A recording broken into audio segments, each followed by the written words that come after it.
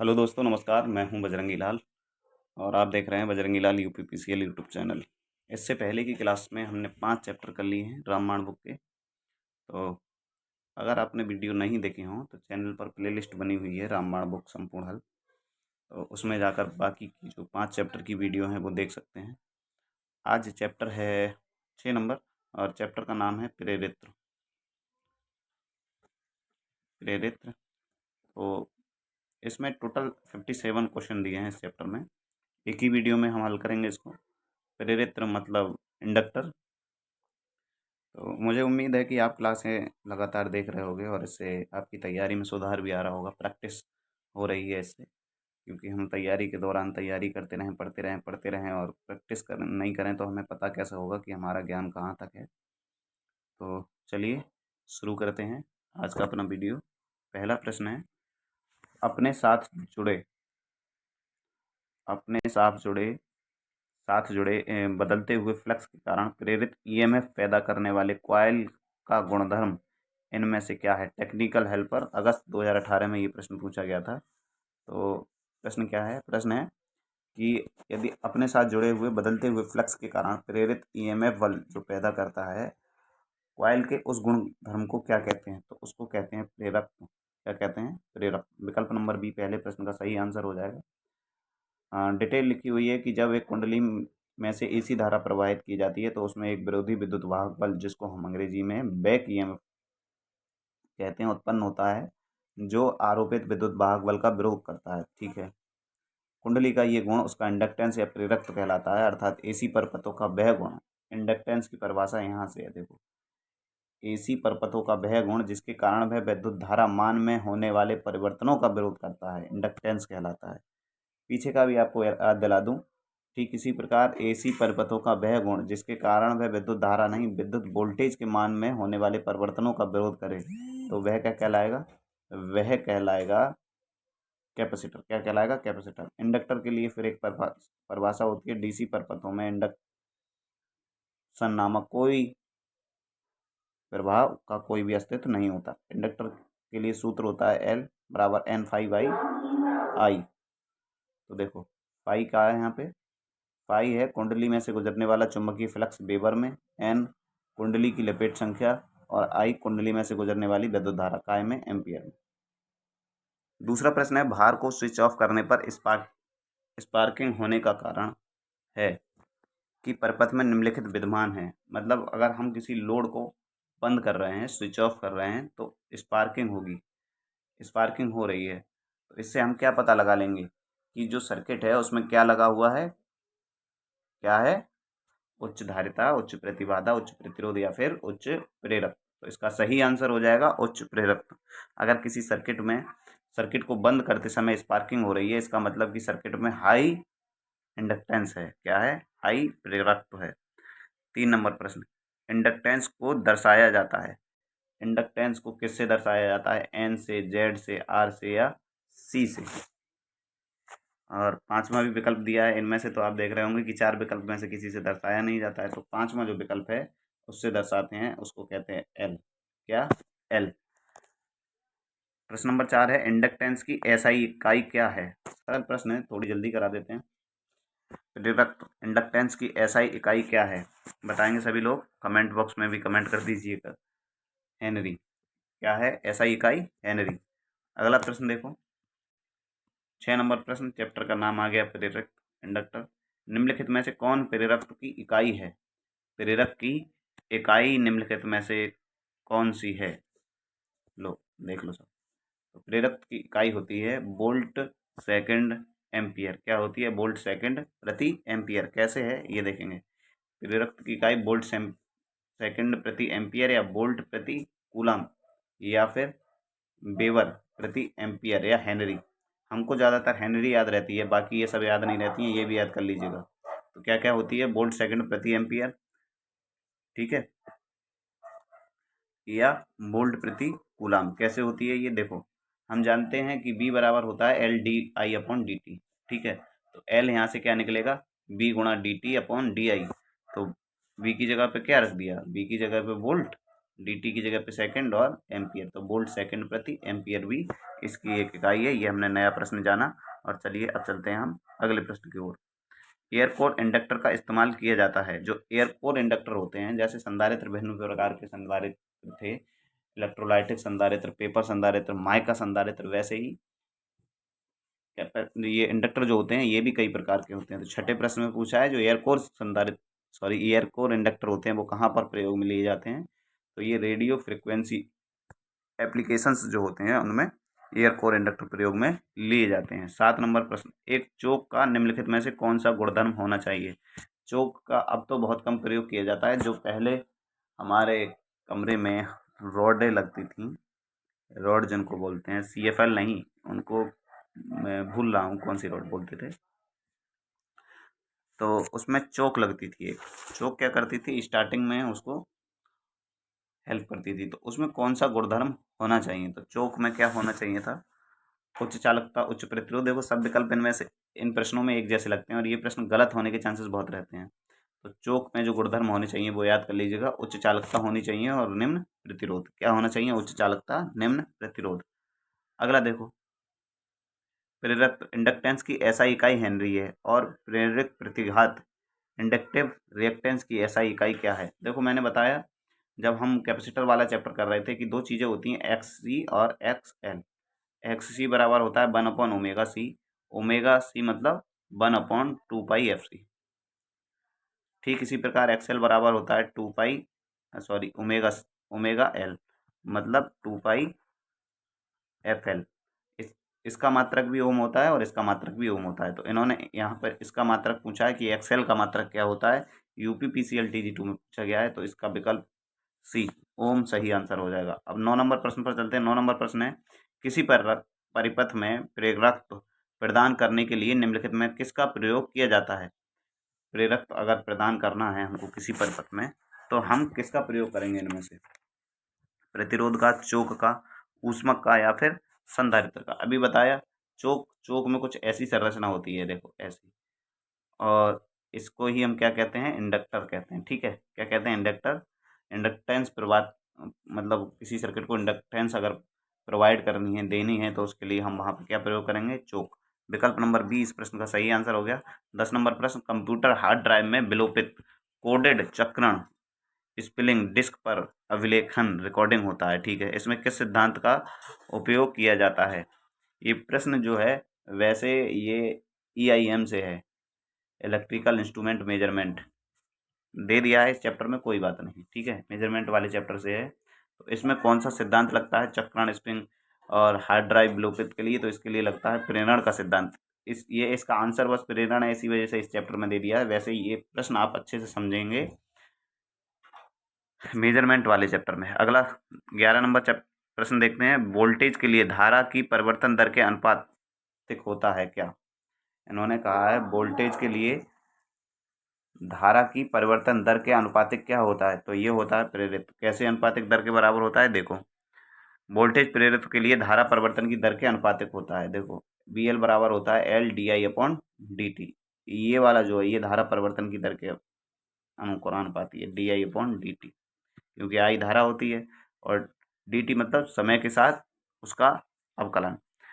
कुंडलन का प्रेरक पर निर्भर करता है। कुंडलन का जो प्रेरक होता है वो किस किस पर निर्भर करता है, लाइनों की संख्या, कुंडलन का क्षेत्रफल, कुंडलन की लंबाई, ABC, इन सब पर निर्भर करता है। कैसे करता है, इसके लिए एक सूत्र होता है। सूत्र कौन सा होता है, देखो ये सूत्र होता है L बराबर म्यू स्क्वायर नहीं, म्यू N स्क्वायर A/L।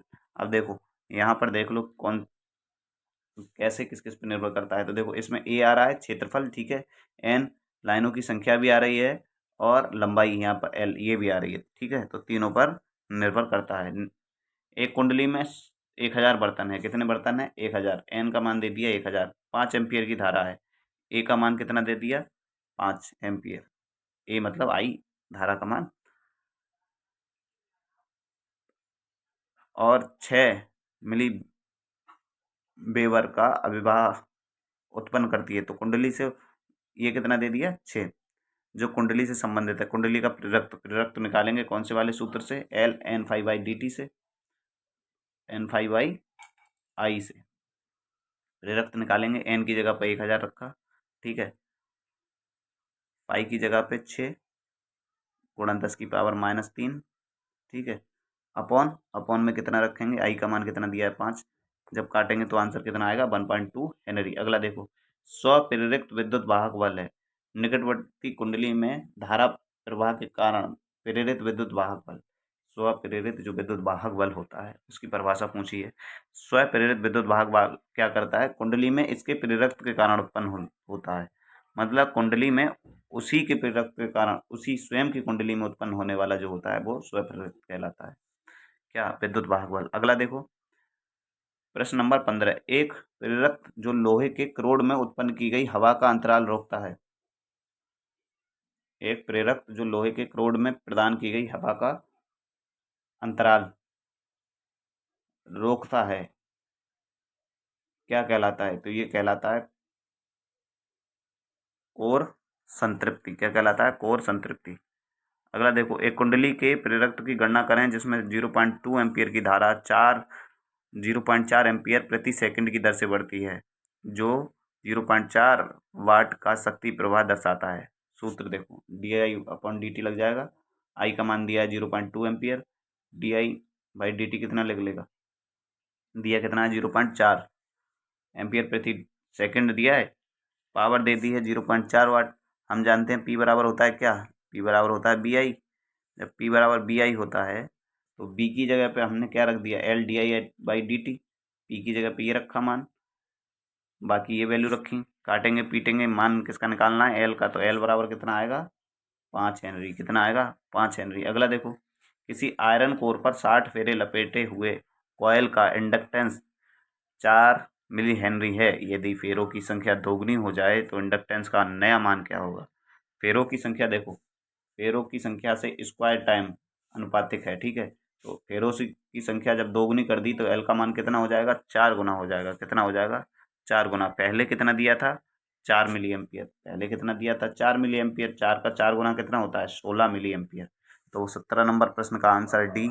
अगला देखो, 18 नंबर प्रश्न, यदि दो कुंडलियों के बीच परस्पर प्रेरक 5 हेनरी है और यदि एक कुंडली में धारा 2 एम्पियर पर सेकंड की दर से बदलती है तो दूसरी कुंडली में प्रेरित विद्युत वाहक बल क्या होगा, कैसे होगा, देखो हम जानते हैं पारस्पर प्रेरक तो जो है 5 हेनरी दिया है, धारा दी है 2 एम्पियर, और विद्युत वाहक बल क्या होगा एल इंटू आई, तो 5 गुणा 2 बराबर 10, कितना होगा 5 गुणा 2 बराबर 10। अगला देखो, एक इस सर्किट में कि इस चैप्टर में न्यूमेरिकल ज़्यादा हैं, तो न्यूमेरिकल से घबराएं नहीं करें, न्यूमेरिकल ही आपको सिलेक्शन के नज़दीक ले जाते हैं। एक प्रेरक में धारा 20 सेकंड समय में एक समान रूप से 0 एम्पियर से 10 एम्पियर में परिवर्तित हो जाती है, मतलब क्या है कि 20 सेकंड में धारा पहले 0 एम्पियर होती थी वो 10 एम्पियर तक पहुंच जाती है 20 सेकंड में।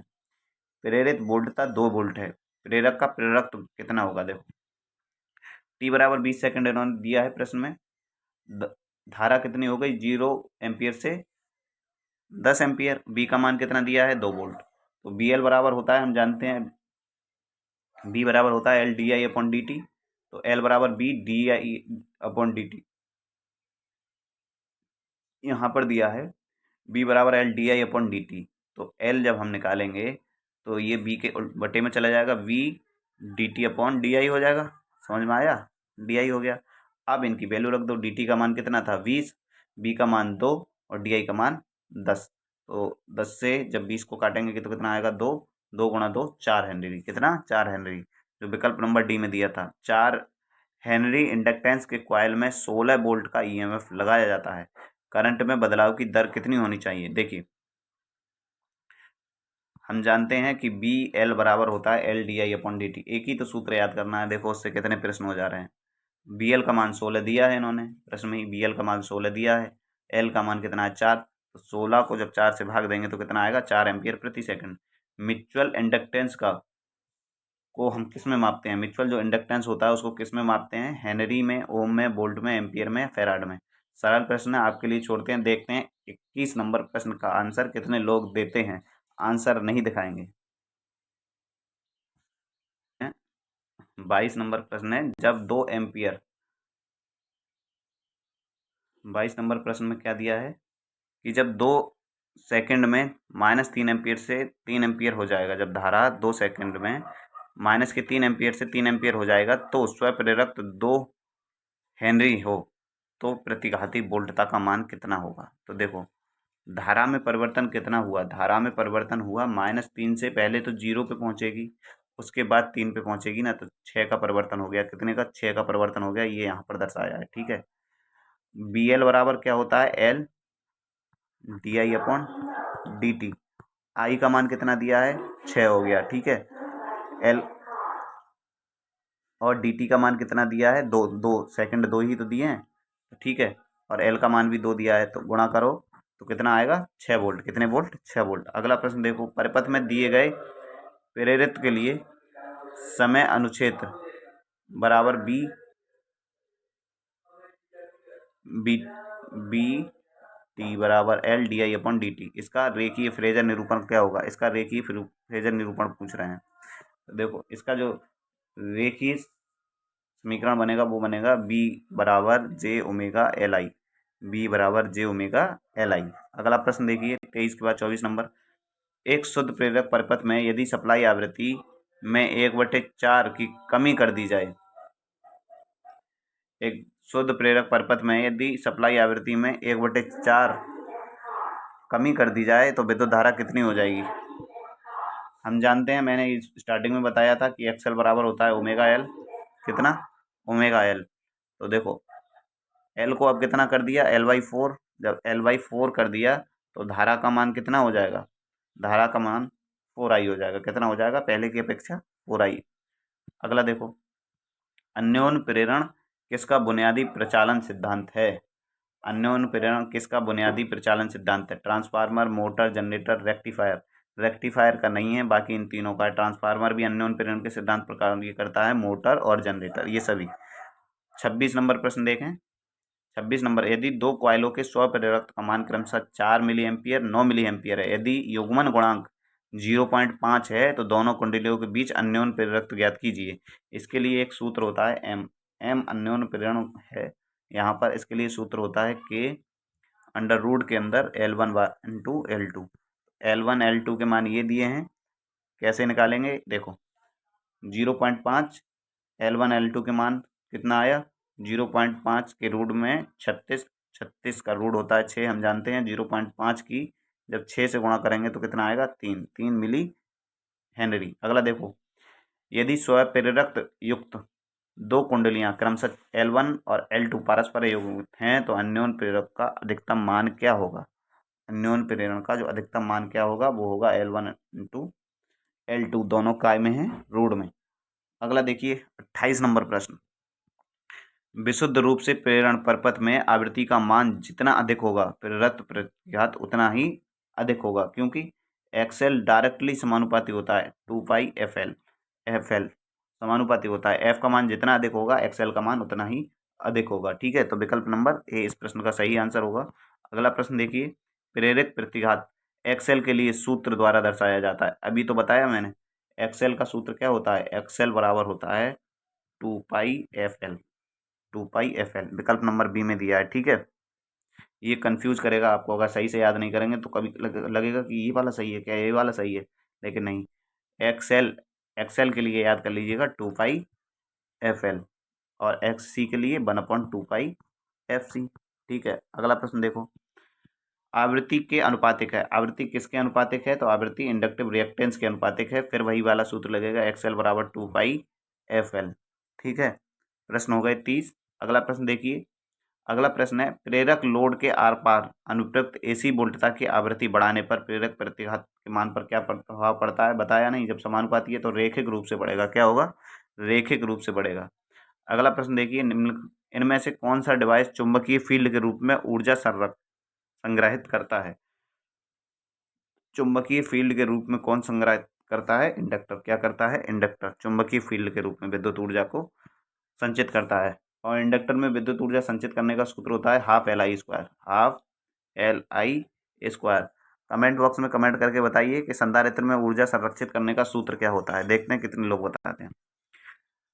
33 नंबर प्रश्न है नगण्य प्रतिरोध, मतलब कोई रेजिस्टेंस नहीं है और 0.4 हेनरी प्रेरक के साथ 220 वोल्ट और 50 हर्ट्ज की विद्युत शक्ति एक कुंडली पर प्रयुक्त की जाती है। ठीक है, परपथ में धारा का मान क्या होगा? हम जानते हैं आई एल बराबर होता है बी अपॉन एक्सएल।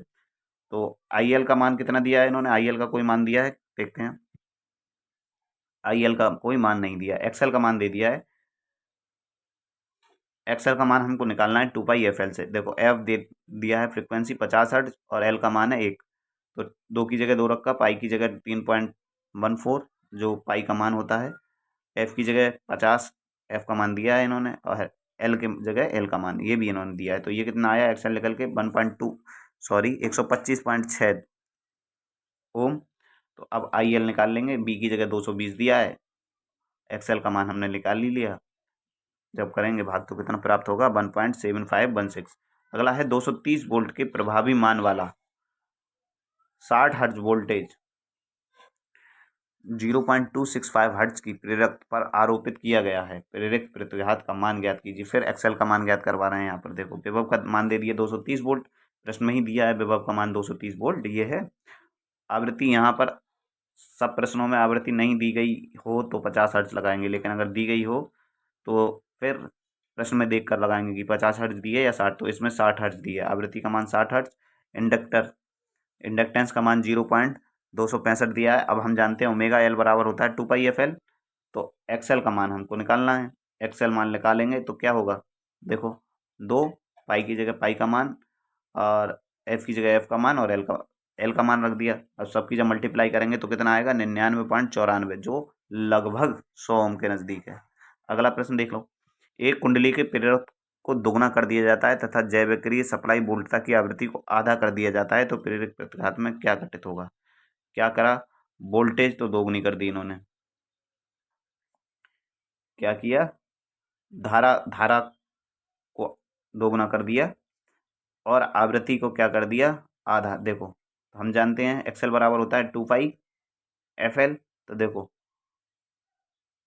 आवृत्ति जब दो हाफ करेंगे, आवृत्ति हाफ करेंगे तो इस वाले 2 से ये वाले 2 कट जाएगा, और ये हमने क्या किया? उसका इंडक्टेंस दोगुना कर दिया। पहले एल था अब 2L कर दिया, तो सूत्र तो फिर भी वही रहा ना, 2 पाई एफ एल। पहले के समान ही रहेगा। क्या होगा? पहले के समान रहेगा। Option number D. अब प्रश्न है 36 नंबर।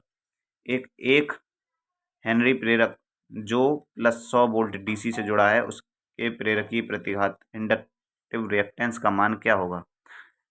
क्या होगा? 0 होगा, क्योंकि इंडक्टर डीसी पे काम नहीं करता है। ठीक है, अगला देखो क्यों नहीं करता है। देखो एक हेनरी प्रेरक जो +100 वोल्ट डीसी से जुड़ा है उसके प्रेरकीय प्रतिघात का मान 0 होगा, क्योंकि पूर्ण स्टेडी स्टेट पर डीसी के लिए इंडक्टर शॉर्ट सर्किट की तरह कार्य करता है। तो ये भी प्रश्न पता लगा हमें कि जो इंडक्टर होता है डीसी सर्किट के लिए कैसे काम करता है, एक शॉर्ट सर्किट की तरह, और कैपेसिटर कैसे काम करता है, ओपन सर्किट की तरह। एक कुंडली को 200 वोल्ट 50 हर्ट्ज आपूर्ति से जोड़ा जाता है। ठीक है, एक कॉइल है जिसको पहले 200 वोल्ट 50 हर्ट्ज की सप्लाई से जोड़ दिया गया और ये 10 एम्पियर की धारा लेती है। कितने एम्पियर की धारा लेती है? 10 एम्पियर की। कुंडली में 1000 वाट की हानि होती है। कुंडली की प्रतिबाधा ज्ञात करो। प्रतिबाधा क्या? जेड हमको ज्ञात करना है। बी का मान दिया है कितने वोल्ट? 200 वोल्ट। आई दे दी है कितनी? 10 एम्पियर। पी बराबर 1000 वाट। तो जेड बराबर होता है बी आई। जेड बराबर जो होता है वो होता है बी अपॉन आई। तो वी कितना है? 200। आई कितना दिया है? 10। तो कितना आएगा? 20। क्या? 20 ओम। यूपीआरबीएनएल में पूछा गया था। इंडक्टेंस कॉइल में प्रयुक्त पदार्थ का नाम। इंडक्टेंस कॉइल में प्रयुक्त पदार्थ का नाम क्या है? माइका। क्या है? माइका। अगला देखो। बिना परस्पर कपलिंग वाली सीरीज में दो 300 हेनरी कॉइल का कुल इंडक्टेंस कितना होगा? जब बिना परस्पर सीरीज में, देखो ये डायरेक्ट रेजिस्टेंस की तरह ही जुड़ जाता है। एल अगर पूछे और L1 + L2 तो दोनों को डायरेक्ट जोड़ देंगे। तो सीरीज में दिए हैं 300 पे 2, तो कितना आएगा आंसर? 600। अब देखो फिर इस प्रश्न में दिया है यदि 5 मिली एम्पियर, 4.3 मिली एम्पियर नहीं है, ये हेनरी है। बोलने में कभी कभी गलती हो जाती है। यदि 5 millihenry, 4.3 millihenry, 0.6 millihenry के 3 प्रेरक समांतर में जुड़े हैं। किस में जुड़े हैं? समांतर में। तो डायरेक्ट समांतर में जुड़े हैं। हम जानते हैं ये रेजिस्टेंस जैसे समांतर में जुड़े होते थे बिल्कुल वैसे ही इसका आंसर निकलेगा। अच्छा, निकलेगा कैसे, हम देखते हैं कि एक एक ओम के जब दो रेजिस्टेंस समांतर में जोड़ दो, एक एक ओम के दो रेजिस्टेंस ही बना रहा हूँ, दो रेजिस्टेंस समांतर में जोड़ दो तो टोटल जो रेजिस्टेंस होगा वो कितना आएगा, टोटल रेजिस्टेंस आएगा 0.5। मतलब इस सर्किट में जो लो वैल्यू का रेजिस्टेंस लगा होगा उससे भी कम आएगा। तो ठीक इस प्रश्न में भी वही पूछना चाह रहा है कि जो रेजिस्टेंस रेजिस्टेंस नहीं कि जो फाइनल इंडक्टेंस हमको प्राप्त होगा वो कितना होगा। सबसे कम वैल्यू का कौन सा है, 0.6, इससे भी कम प्राप्त होगा, 0.6 से भी कम। तो विकल्प नंबर डी इस प्रश्न का सही आंसर हो गया। 40 प्रश्न हो गए। 41 नंबर प्रश्न है, प्रेरक लोड के आर पार अनुप्रयुक्त एसी वोल्टता की आवृत्ति बढ़ाने पर प्रेरक प्रतिघात के मान पर क्या प्रभाव पड़ेगा। मुझे लगता है दोबारा वही प्रश्न दोबारा है। रेखिक रूप से बढ़ता है, क्या होता है, रेखिक रूप से बढ़ता है। एक मतलब फिर दिया है 4 1 मिली हेनरी प्रेरक को समांतर में जोड़ा गया है। जब 4 को जोड़ा गया है तो इस संयोजन की श्रृंखला में 2 1 मिली हेनरी वाले प्रेरक के साथ जोड़ा गया है, समतोल प्रेरकता ज्ञात कीजिए। ठीक है, देखो प्रश्न बनता है कुछ ऐसा, एक एक एक के 4 जोड़ लिए, फिर इनके श्रेणी में 2 और जोड़ लिए एक एक के। ठीक है, तो टोटल कितना निकलेगा, तो देखो एक एक एक के 4 हैं, कितने हैं, एक एक एक के 4 हैं, तो टोटल कितना आएगा 0.25। इसके श्रेणी में कितना जोड़ दिया, 1 1 के 2 जोड़ दिए, मतलब 2, तो टोटल कितना आ गया 2.25। इन दोनों का जोड़ 2.25 कितने, कौन से विकल्प में है, विकल्प नंबर सी में। अगला प्रश्न देखिए, नीचे दिए गए परिपथ का समय स्थिरांक ज्ञात कीजिए। टाइम कांस्टेंट पूछा है, आप कुछ प्रतिरोध वगैरह निकाल दें इसका। तो टाइम कांस्टेंट के लिए देखो टोटल, पहले तो टोटल रेजिस्टेंस निकाल लेंगे, 4 × 4, दोनों पैरेलल में है तो कितना आएगा 2। ठीक है, और जो टाइम कांस्टेंट टो बराबर होता है L/R। एल का मान कितना दिया है 10, आर का मान कितना है 2, तो कितना आ गया 5। क्या आ गया 5 मिली सेकंड, कितना आ गया 5 मिली सेकंड। ठीक है, अगला प्रश्न देखो, शुद्ध प्रेरण एसी परिपथ के लिए निम्नलिखित में से कौन सा सही है। आभासी विद्युत शून्य होता है, प्रतिक्रियाशील शक्ति शून्य है, परिपथ का शक्ति विद्युत शून्य है, प्रतिबाधा शून्य है। क्या शून्य है, देखो तो इसके लिए परिपथ का सक्रिय विद्युत जो होती है वो शून्य होती है। डिटेल में पढ़ लेते हैं। शुद्ध प्रेरण एसी परिपथ में परिपथ का सक्रिय विद्युत शून्य होता है, क्योंकि इसमें प्रतिघाती शक्ति Q का मान VI sin फाई के तुल्य होता है। आदर्श परिस्थितियों में इसमें वोल्टता का मान धारा से 90 डिग्री आगे होता है। मैंने बताया था पिछली क्लास में कि RLC कैसे याद करेंगे। R में धारा और वोल्टेज सेम फेज में रहती है, फिर पीछे मतलब L में धारा क्या रहती है, वोल्टेज से 90 डिग्री पीछे, और C में वोल्टेज से 90 डिग्री आगे। ऐसे याद कर लेंगे, पीछे आगे, समान, फिर पीछे, फिर आगे। तो डीसी वोल्टेज स्रोत से संयोजित शुद्ध प्रेरक स्थिर अवस्था में एक कैसा व्यवहार करता है। मैंने बताया प्रेरक कैसा व्यवहार करता है, तो शॉर्ट सर्किट जैसा, और कैपेसिटर कैसा व्यवहार करता है, तो ओपन सर्किट जैसा। प्रेरक भार इंडक्टिव लोड जोड़े जाने पर शक्ति गुणक का जो पावर फैक्टर होता है वो क्या हो जाता है, पश्चगामी हो जाता है। कैसा हो जाता है, पश्चगामी। तो मन में विचार आता होगा, क्या विचार आता होगा कि हम पावर फैक्टर इम्प्रूवमेंट करने के लिए हम किसका प्रयोग क्यों करते हैं, संधारित्र का, क्योंकि उसमें धारा वोल्टेज से 90 डिग्री लीड करती है, और इसमें धारा वोल्टेज से 90 डिग्री लैग करती है, पीछे रहती है। टी बराबर अनंत पर शून्य प्रारंभिक शक्ति के साथ प्रेरक निम्नलिखित रूप में कार्य करेगा, कि शॉर्ट सर्किट के रूप में कार्य करेगा। बाकी आगे की लाइनें सिर्फ कंफ्यूज करने के लिए वही पूछा है कि डीसी पर कैसे काम करेगा। तो शॉर्ट सर्किट विशुद्ध प्रेरक परिपथ का शक्ति गुणक कितना होता है, शून्य होता है, शुद्ध शून्य होता है। कितना होता है, शुद्ध शून्य होता है। अगला देखो, प्रेरकता एल के शुद्ध प्रेरक कुंडली के मामले में एसी वोल्टेज और विद्युत धारा के साथ व्यवहार कैसा करेगा। वोल्टेज विद्युत धारा से 100 डिग्री 180, देखो 180 वाले तो दोनों में से कोई सा विकल्प सही होगा नहीं। वोल्टेज विद्युत धारा से 90 डिग्री आगे रहती है, बताओ एल में वोल्टेज 90 डिग्री आगे रहती है, या फिर वोल्टेज विद्युत धारा से 90 डिग्री पीछे रहती है। थोड़ा सा संभल के करेंगे। RLC, एल में क्या रहता है, चैप्टर तो एल वाला है, पीछे रहता है। क्या पीछे रहती है, धारा। तो इसमें कहीं दिया है कि धारा 90 डिग्री पीछे रहती है, धारा 90 डिग्री पीछे वाला तो कुछ दिया नहीं है। वोल्टेज 90 डिग्री पीछे ये दिया है, देखो वोल्टेज विद्युत धारा से 90 डिग्री पीछे है। और दिया है वोल्टेज विद्युत धारा से 90 डिग्री आगे रहती है। जब धारा पीछे रहेगी इसमें, जब धारा पीछे रहेगी तो वोल्टेज तो आगे ही रहेगा। धारा किससे पीछे रहेगी? अरे वोल्टेज से पीछे रहेगी। तो विकल्प नंबर सी इस प्रश्न का सही आंसर हो गया। चलिए देखो कुछ ऐसे करके इसका फेजर डायग्राम बनेगा। 50 नंबर प्रश्न है, एसी सर्किट में शुद्ध प्रेरक द्वारा बिजली की खपत कितनी होती है? कितनी होती है? 0 वाट। कितनी होती है? 0 वाट। क्योंकि दोनों के बीच में 90 डिग्री का एंगल बनता है और cos 90 का मान होता है 0। किसी RL परपथ के लिए निम्नलिखित में से कौन सा कथन सत्य है? I बराबर +0 पर I बराबर -0 बराबर होते हैं। आगे देखो, RC परपथ में धारा का व्यंजक क्या होता है? ये प्रश्न कुछ अच्छे लेवल का है। ये प्रश्न कुछ अच्छे लेवल का है और डायरेक्ट इसको याद ही करना है कि RC परपथ में धारा का व्यंजक क्या होता है? I बराबर BR 1 - X अपॉन माइनस के R by L into T. ठीक है, ये याद ही कर लेंगे, बार बार लिखेंगे तो याद हो जाएगा। प्रेरक में तत्कालिक शक्ति किसके अनुपातिक होती है? जो प्रेरक होता है उसमें तत्कालिक शक्ति किसके अनुपात में होती है? तो तात्कालिक धारा और धारा में परिवर्तन की दर के गुणनफल के समानुपाती होती है। क्योंकि BL बराबर होता है LDI अपॉन DT, तो P बराबर क्या हो जाएगा? LDI अपॉन DT इंटू आई। रेडियो रिसीवर में, रेडियो जो रिसीवर होता है, फेराइड कोर क्यों प्रयोग में लाए जाते हैं? नियत हानियों को कम करने के लिए। क्यों प्रयोग में लाए जाते हैं? नियत हानियों को कम करने के लिए। अगला प्रश्न देखो, शुद्ध प्रेरक प्योर इंडक्टेंस एसी परपथ में क्या होता है? फिर भाई धारा वोल्टेज से 90 डिग्री लैग करती है।